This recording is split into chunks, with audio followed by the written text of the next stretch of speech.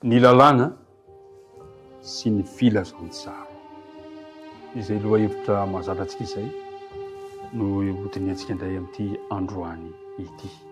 Manasanao ahatra hatramin'ny farany.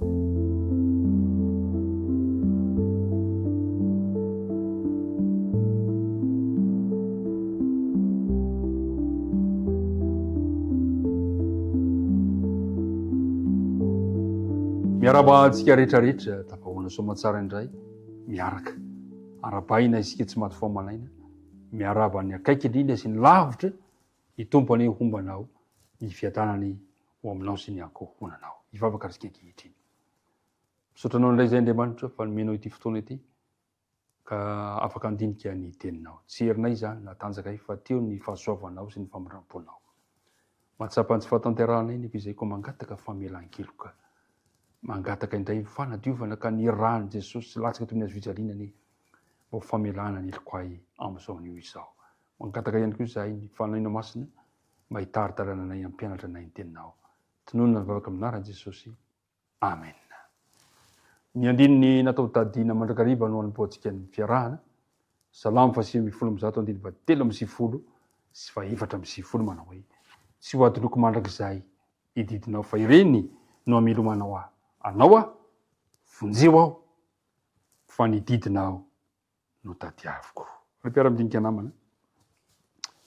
Jesosy dia milaza mazava fa misy fifandraisana ny lalàna sy ny filazantsara. No jerentsika ny mikasika ny amin'ny lalàna amin'ny filazantsara Mateo 5 ka ny andininy fafita ambin'ny folo sy fito ambin'ny folo manao hoe aza ataonareo fa tonga aho andrava ny lalàna na ny mpaminany. Tsy tonga aho andrava fa hanatanteraka. Fa lazaiko aminareo marina tokoa. Mandra-pahafoana ny lanitra sy ny tany dia tsy hisy ho foana akory amin'ny lalàna na dia litera ray na tendron-tsoratra ray aza mandra-pahatanteraka izy rehetra. Mazava ny tenin'i Jesosy. Aza ataonareo fa tonga aho handrava. Tsia. Aza miapangan Jesosy ho mpandrava ny lalàna isika. Aza manameloko an Jesosy ho mpandrava ny lalàna isika. Mazava ny teniny. Tsy tonga aho handrava fa hanatanteraka. Ary dia noizingiziny mafisy no andininy fahavalo ambin'ny folo. Fa mandra-pahafoana ny lanitra sy ny tany tsy ho foana tsy akory ny lalàna. Ary raro loatra ny mpanao salamo raha iteny manao hoe tsy ho adiniko mandrakizay ny didinao. Ny fefy apetraky ny ray aman-dreny ho an'ny zanany dia maneho zay manan-danja amin'izy ireo. Ny lalàn'Andriamanitra dia milaza amintsika ny toetra sy ny mazava manan-danja azy. Nomen'Andriamanitra antsika ny lalàna mba hiaro ny fifandraisantsika aminy sy amin'ny hafa. Izay ilay resantsika tamin'ny lasa. Satria fantany fa izany no hitarika antsika amin'ny lafim-piainana rehetra mba hahafahantsika mitombo amin'Andriamanitra.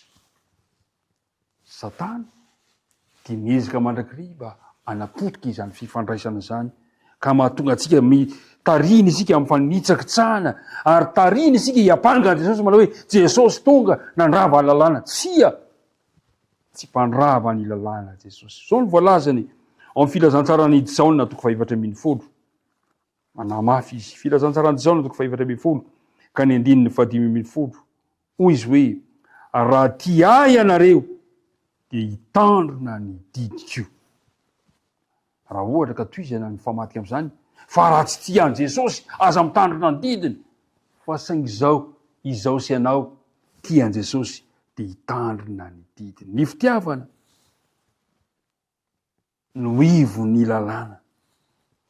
Raha tena tia an Jesosy marina zany isika dia mandeha eo amin'ny fitandremana ny didiny. Ary zay indrindra no ifandraisany hoe lalàna sy ny filazantsara satria ny fibanjinantsika mandrakariva an Jesosy, ny fibanjinana azo fijaliana, ny fahafatesana teo aminazy fijaliana izay nisolo ny helotsika.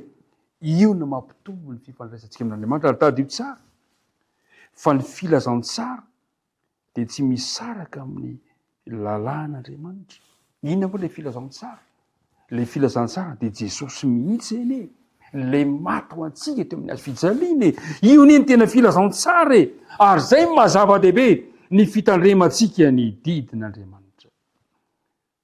Tsy mamela heloka ny lalàna, tsy manamarina antsika ny lalàna, tsy mitondra fanavotana ho antsika ny lalàna, fa kosa ny fahafatesany Jesosy teo amin'ny fijaliana no manamarina, no mamela ny helotsika ary mitondra fanavotana ho antsika. Zay le hoe filazantsara.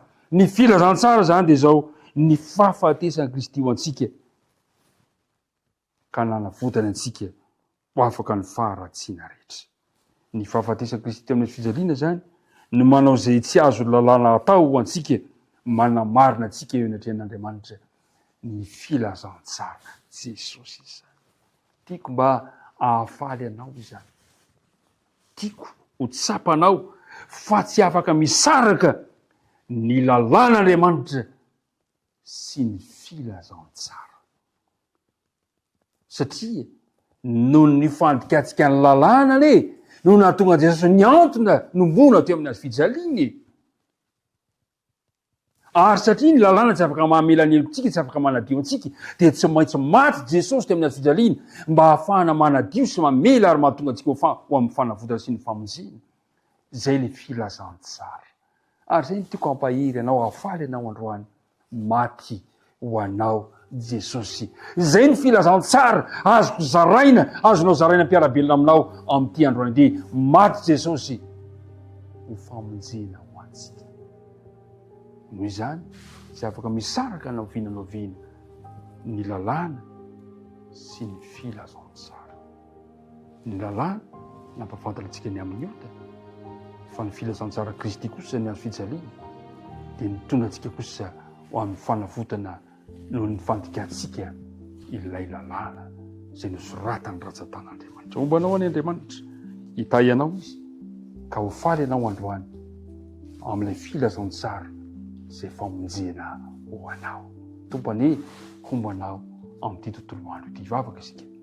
Andriamanitra misaotra anao izahay nampafantarinao an'ilay androany fa tsy afaka misaraka ny fitandrimana ny lalàna sy ny filazantsara ilay fahafatesanao teo amin'ny azo fijaliana.